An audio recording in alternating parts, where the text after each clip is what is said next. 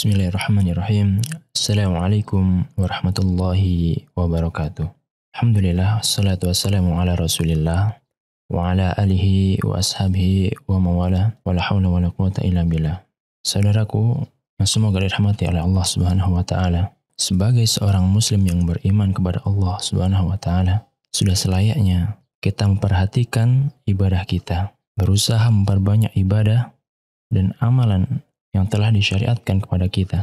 Namun selain daripada itu, terdapat satu hal yang sangat penting yang perlu kita perhatikan, yaitu bagaimana agar ibadah kita, amalan yang kita perbuat selama ini dapat diterima oleh Allah Subhanahu wa taala.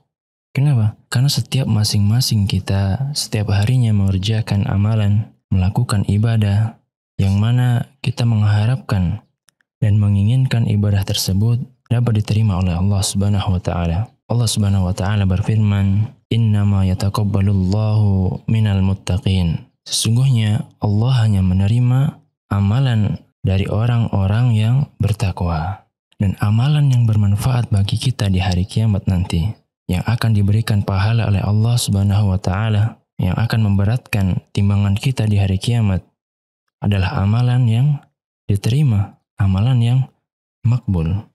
Maka apalah arti dari seseorang yang banyak amalannya, ya, namun tidak ada satupun dari amalan tersebut yang diterima oleh Allah Subhanahu wa taala.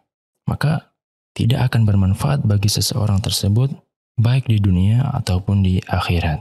Nabi Shallallahu alaihi wasallam setelah subuh, di antara zikir yang sering beliau baca adalah Allahumma inni as'aluka ilman nafi'an wa rizqan thayyiban wa amalan mutaqabbala. Ya Allah, aku meminta kepadamu ilmu yang bermanfaat, rezeki yang baik, dan amalan yang diterima. Nabi Shallallahu alaihi wasallam meminta hal tersebut kepada Allah, ya, agar semua amalannya diterima. Kenapa? Karena orang yang amalannya diterima adalah orang yang bertakwa. Innama yataqabbalullahu minal muttaqin. Dan ini Nabi Shallallahu alaihi wasallam, beliau, ya, orang yang telah dijanjikan baginya surga. Beliau yang sudah diampuni dosa-dosanya yang telah lalu ataupun yang akan datang. Rasulullah Shallallahu alaihi wasallam masih meminta hal tersebut. Lalu bagaimana dengan kita? Maka di sini hendaknya seorang muslim yang beriman kepada Allah Subhanahu wa taala memiliki kekhawatiran dan takut apabila amalan yang ia kerjakan, ibadah yang ia lakukan semasa hidupnya tidak diterima oleh Allah Subhanahu wa taala. Maka selain dengan berdoa, hendaknya kita mengetahui syarat agar suatu ibadah dapat diterima oleh Allah Subhanahu wa taala. Karena di sana ada syarat yang apabila tidak terpenuhi salah satunya dalam suatu ibadah, maka ibadah tersebut tidak diterima. Lalu apa syarat diterimanya ibadah tersebut? Ada dua syarat agar ibadah kita diterima oleh Allah Subhanahu wa taala. Yang pertama adalah ikhlas lillahi ta'ala. Niatnya ikhlas karena Allah Subhanahu wa ta'ala. Bukan riya, bukan sum'ah, ya. Allah Subhanahu wa ta'ala berfirman, "Fa'budillaha mukhlishan lahuddin." Sembahlah Allah dengan mengikhlaskan ketaatan kepadanya. Hendaklah kalian menyembah kepada Allah dalam keadaan ikhlas, mengikhlaskan baginya agama. Nah, Rasulullah Shallallahu alaihi wasallam bersabda dalam hadisnya yang diriwayatkan oleh sahabat Umar bin Khattab radhiyallahu anhu, hadis yang masyhur, hadis innamal a'malu binniyat. Nah, Rasulullah Shallallahu alaihi wasallam mengatakan, sesungguhnya amalan itu tergantung dengan niatnya. Wa innama likulli imri'in ma nawa. Dan setiap orang akan diganjar sesuai dengan apa yang ia niatkan. Faman kanat hijratuhu ilallahi wa rasulihi fa hijratuhu ilallahi wa rasulihi.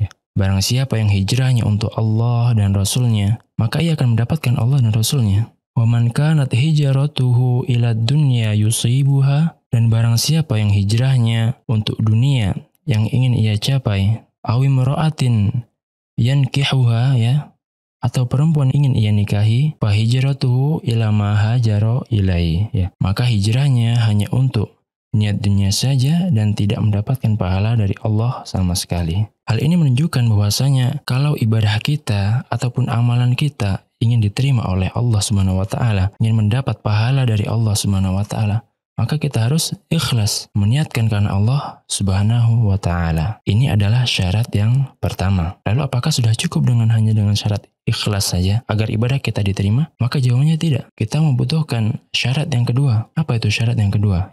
Syarat yang kedua adalah ittiba, mengikuti tuntunan Nabi Shallallahu Alaihi Wasallam. Jadi harus ada dasar dan tuntunannya dari Allah Subhanahu wa Ta'ala dan Rasulnya Shallallahu Alaihi Wasallam. Allah Subhanahu wa Ta'ala berfirman, "Wa ma atakumur rasulu fakhudhuhu wa ma nahakum anhu pantahu." Apa yang diberikan Rasul kepadamu, terimalah, dan apa yang dilarangnya bagimu maka tinggalkanlah. Apa yang diberikan Rasulullah Shallallahu Alaihi Wasallam kepadamu, terimalah, ambillah. Dan di antara apa yang diberikan oleh Rasulullah Shallallahu Alaihi Wasallam adalah ibadah. Maka yang telah diajarkan oleh beliau kita ambil dan jangan kita tinggalkan. Jangan beliau mengajarkan tata cara ibadah, lalu kita mengambil tata cara ibadah yang lainnya selain yang diajarkan beliau. Jangan seperti itu. Dan apa yang dilarang oleh beliau, maka berhentilah. Beliau melarang sesuatu, maka sikap kita sebagai seorang muslim yang beriman kepada Allah Subhanahu wa Ta'ala adalah sami'na wa ata'na. Kita mendengar dan kita taat, ya. Dan kita yakin di sana pasti ada banyak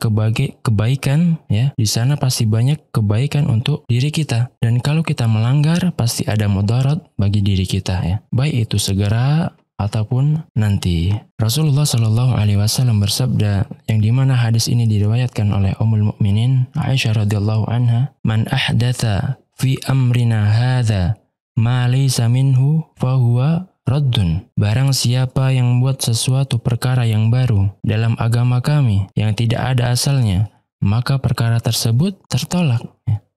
Dan di riwayat yang lain, Rasulullah Shallallahu Alaihi Wasallam mengatakan, "Man amila amalan laisa alaihi amruna fahuwa raddun." Barang siapa yang mengerjakan sesuatu amalan yang mana amalan tersebut tidak ada dasarnya dalam agama kami, dalam syariat kami, maka amalan tersebut tertolak. Di sini jelas, ya, apabila suatu amalan ataupun ibadah yang tidak ada contohnya, tidak ada tuntutannya dari Rasulullah Shallallahu Alaihi Wasallam, maka ibadah tersebut tertolak. Siapa yang mengatakan hal ini? Rasulullah, ya. Yang mengatakan hal ini adalah Rasulullah Shallallahu Alaihi Wasallam. Hadis ini sahih, diriwayatkan oleh Imam Muslim. Nah, jadi agar ibadah kita diterima, maka dibutuhkan dua syarat. Apa itu? Yang pertama adalah ikhlas, dan yang kedua adalah ittiba. Maka apabila hanya mengerjakan salah satunya saja, ibadah kita tidak diterima. Misalnya mengerjakan salat subuh, ya, dengan niat hanya untuk Allah Subhanahu wa Ta'ala semata. Dia ikhlas dalam salatnya, namun ia mengerjakan salat sebanyak 5 rakaat. Apakah amalnya diterima? Tentu tidak. Kenapa? Karena tidak sesuai dengan tuntutan Rasulullah Shallallahu Alaihi Wasallam. Walaupun ia sudah ikhlas di dalam ibadahnya, tapi dia dalam salatnya, ya, tidak sesuai dengan tuntutan Rasulullah Shallallahu Alaihi Wasallam. Atau misalnya ia mengerjakan salat subuh sudah sesuai dengan apa yang diajarkan Rasulullah Shallallahu Alaihi Wasallam, namun ternyata ia riya, ya, ia riya di dalam niatnya, ingin dilihat orang, ingin dipuji orang, maka ibadahnya ini tidak diterima. Kenapa? Karena tidak ikhlas hanya karena Allah Subhanahu wa Ta'ala. Maka di sini diperlukan ikhlas dan ittiba, ya, sesuai dengan apa yang diajarkan Rasulullah Shallallahu Alaihi Wasallam, agar ibadah kita